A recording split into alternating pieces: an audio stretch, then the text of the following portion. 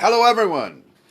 Uh, I'd like to welcome you. My name is Chrism, and I'd like to welcome you to this conversation about your Kundalini awakening experiences. This is part of the Kitchen Kundalini series of videos, and so welcome. In this conversation, I would like to discuss with you the idea and the understanding, the fact of psychosis during Kundalini. Now here they are giving me an invite to go live with Sherry Voorhees, and I just don't know why they do that. Hi, Sherry. Anyway, so here I'm going to bring David on camera here. Bring them on the camera. Add. Let's see what happens here. Are you on the camera, David? I can't tell. All right. I'm just going to go ahead.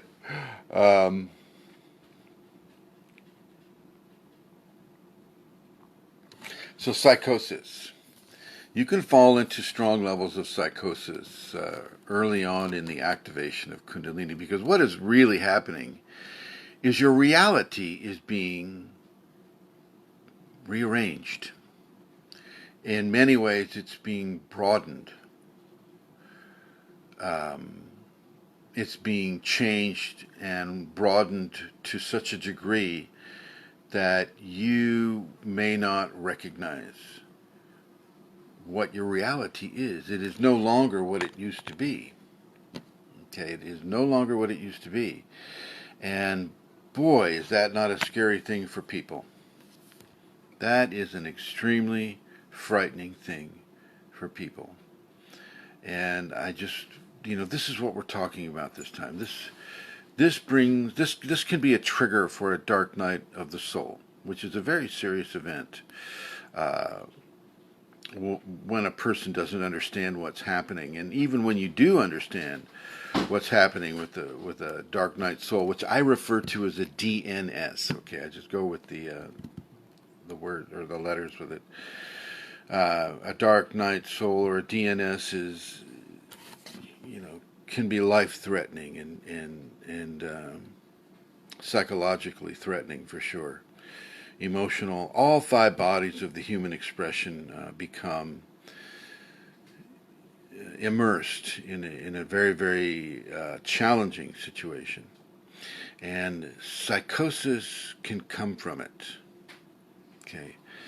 You can be prone to psychotic behavior by virtue of what psychotic behavior is to a psychologist or a counselor or a psychiatrist, or people that supposedly understand these areas of the human experience.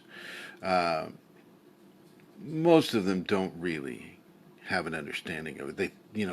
They do within. Uh-oh. Did I just go offline here? That would be so weird because I'm so close to it. I guess I'll just continue here.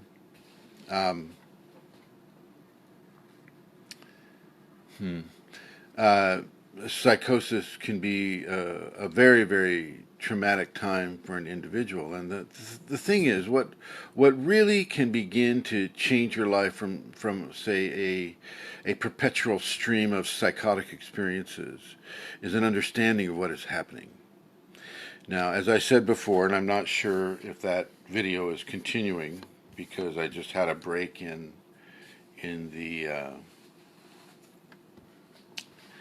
the stream, so to speak. Can somebody tell me if a new video started? Is this video still going? So if you can give me a happy face or something like that, or an angry face, I'm good with the other one. So let me know if I'm still being recorded on the same video. Psychotic events can be like, oh, I see. Thank you, Eric. Thank you. Oh, okay. I see. Thank you, everyone. Thank you very much. Stream is still going. Okay, good. Excellent. So a psychotic event would be seeing things that other people don't see. This would be considered, within a classical sense, this would be a psychotic or a psychosis. Hearing voices, that nobody else hears, that would be classified as psychotic. Schizophrenic, all the different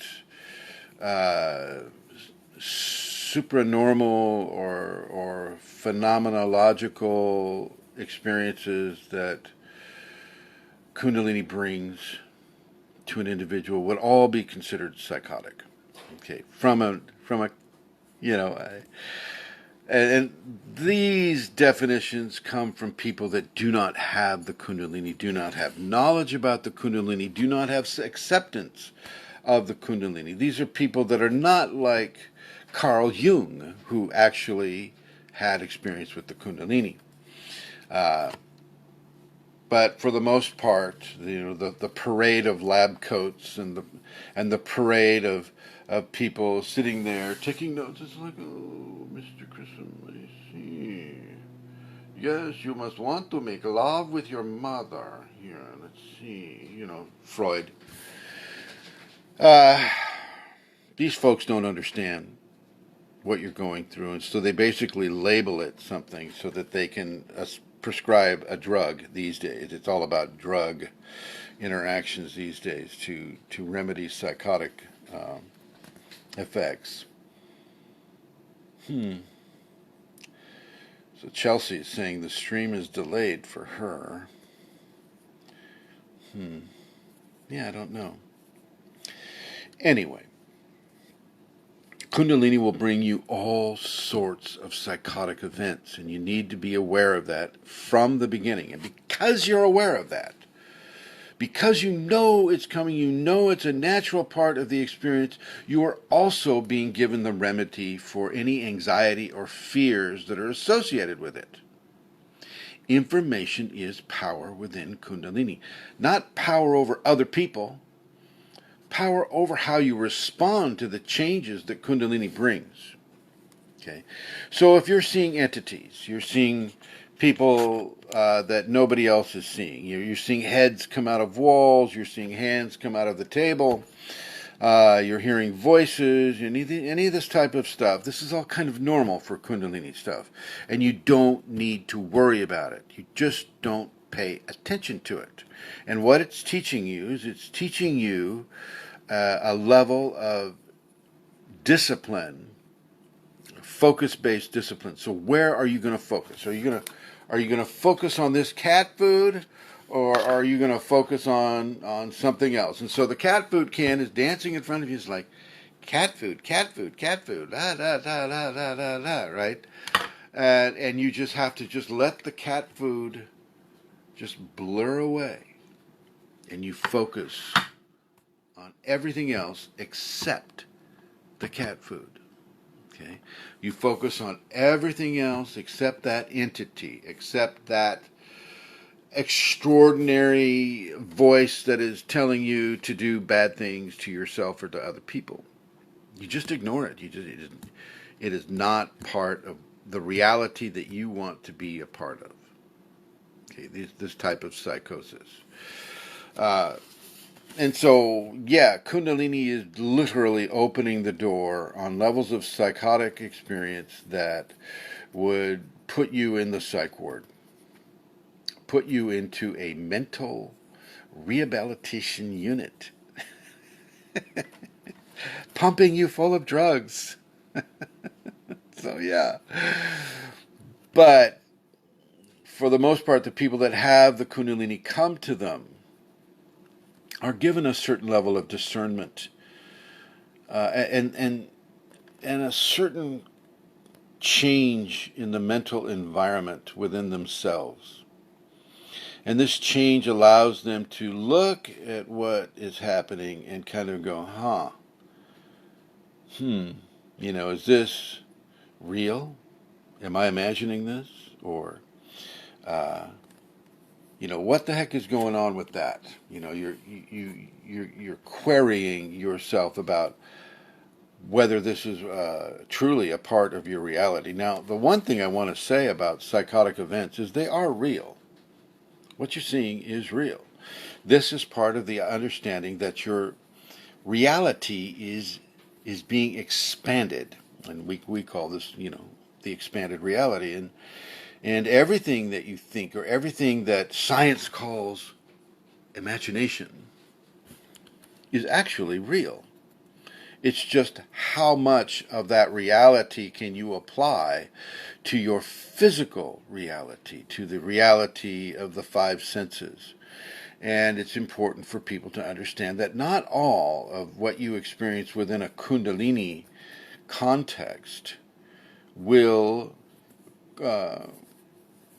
correspond with what's happening to you in your physical life. So, for instance, the psychotic event of a hand coming out of the table, or a head coming out of the wall, or a voice telling you that it is Jesus, and that you must,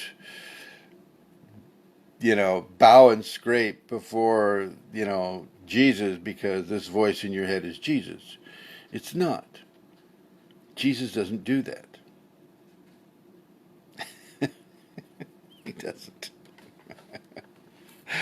And neither does grace. Grace doesn't come at you that way, but entities will.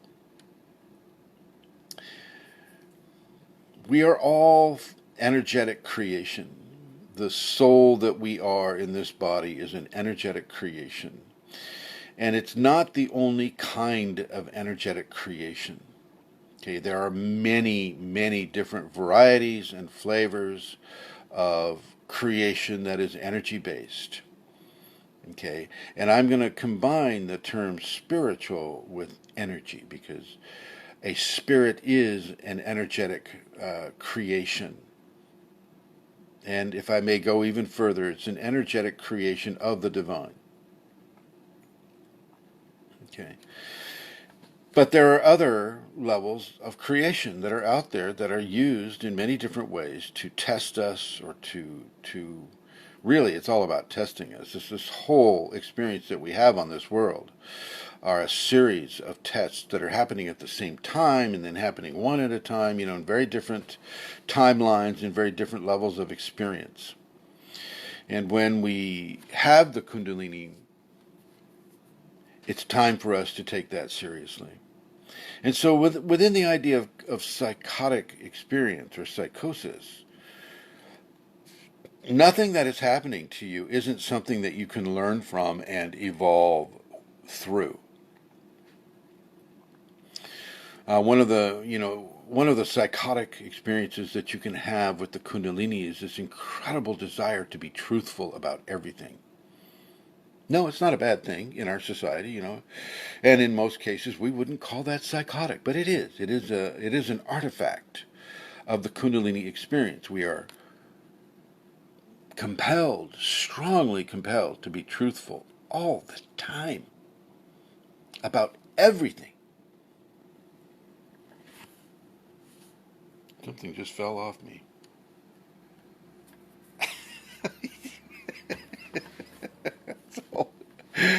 So, within the context of that truth, where did that come from? Where did that compelling come from? That came from the Kundalini.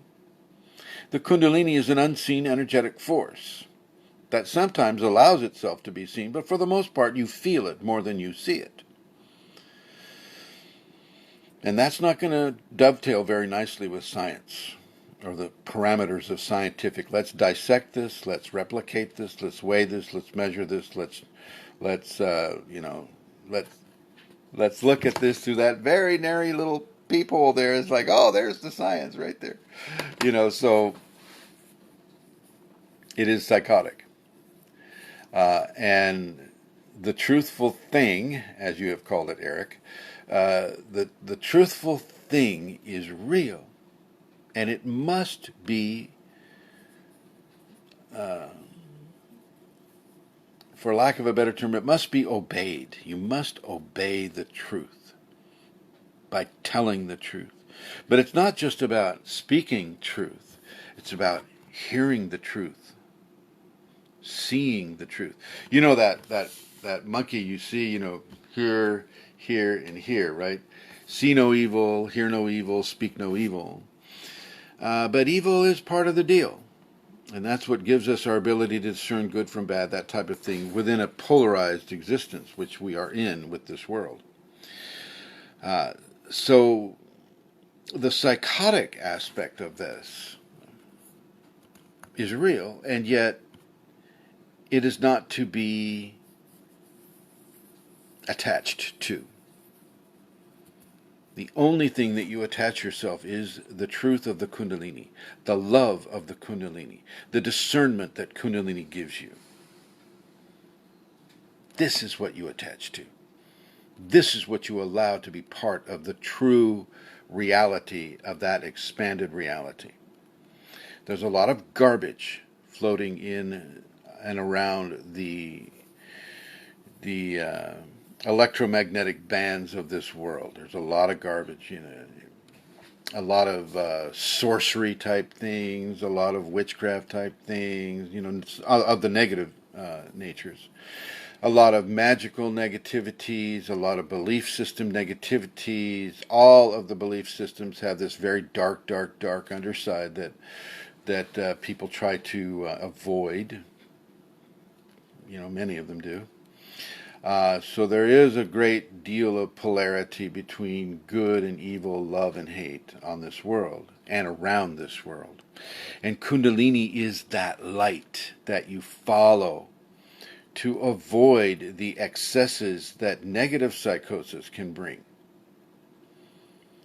The positive psychoses, like needing to tell the truth or falling in love with everything, that's another psychotic, if you have to phrase it that way, experience. You literally fall in love with every leaf, with every stone, with every animal, with every human, with every element. You fall in love with everything because you feel the grace of the oneness that everything is and that you are. This usually comes with a spinal sweep. Yeah. And it's a love that is so deep and so intense. It has nothing to do with procreative ideas of, let's make babies and type of things like that. No, it has to do with the oneness of all things within their plural expression. One that is two and the two that is one. Okay, so these psychotic developments within your experience with the Kundalini are to be learned from, not necessarily to be attached to. Some of the great teachers of the Hindu belief system, the rishis, one of the things they say is you don't get attached to the phenomena. Don't get attached to the phenomena. And here's something. With regards to that is that you get to have these really amazing gifts, breathing underwater, levitation, all of these things, right? But once you have them, you're compelled, shall we say, not to demonstrate it to anyone. You can have the skill, but those around you that would commercialize it or try to debunk it, things of that nature, criticize it, they are not yet ready to have this appear to them. Okay? And it's very important to realize that. So you won't see too many Kundalini people demonstrating their sacred gifts, or shall we call it the sacred psychosis. Okay. You won't see demonstrations of that because that's not the reason that they're given. One of the reasons that they're given, there are many reasons, but one of the reasons that they're given is to prove to you, from an internal standpoint, the great truth that these gifts represent within you, that you can indeed breathe underwater, that you can indeed, levitate into the air like St. Teresa of Avila did. She would have to be held down to the pew or she would float. Okay. This cannot happen in our society right now because it's so scientifically controlled that, the first person that does that is going to be dissected, weighed, measured, and tried to have that replicated. Then weaponized. It's like, well, can you levitate a bomb? That type of thing. And so, yeah, we have to be very, very, very careful here. And sacred skills like telepathy and empathy and healing, these are also levels of sacred psychosis that people go through when they have the Kundalini. There is no getting away from that, Michael. You don't get to leave the psychosis. You just have to understand it. And once you understand why it is happening, then you have been given the golden key to not having it affect you in a negative way. But it's going to take some work. It will require work for you to merge it into your lifestyle, how you live your life, in what way that you interact with others, having the Kundalini that is giving you phenomena that would be described as a psychotic event. So you're walking, let's see, I've used this example before. You're in a restaurant and, all of a sudden you see a head come out of the table. Well, you just ignore it. Just continue having your lunch, You could probably pass your hand right through it. Just don't let the psychosis become your focused reality. You just accept it. Okay, this is part of the Kundalini.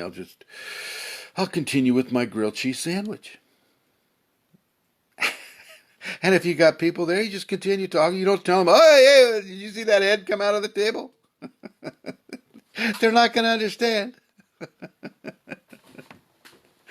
Seriously. Or you can see other people in the restaurant. You'll see them covered with the most hideous entities.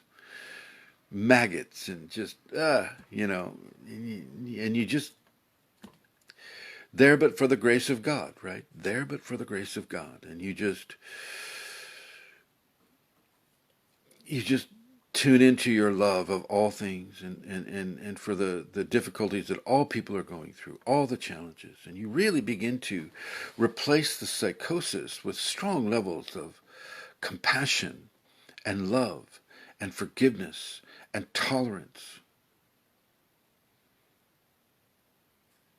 These are the pathways out of the fear-based levels of psychotic experience that we can have within the Kundalini.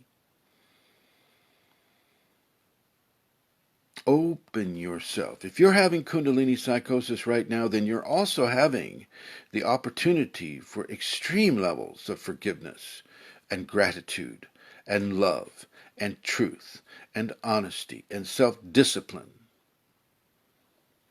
And you'll need that self-discipline to self-correct yourself every time you respond to the negative psychosis that your ego is calling towards itself. Your ego will call the negativity to you in order to work on it. You don't get to work on it from afar. Well, you can. You can work. I stand corrected. You can work on it from afar, but you also get to work on it up close and personal.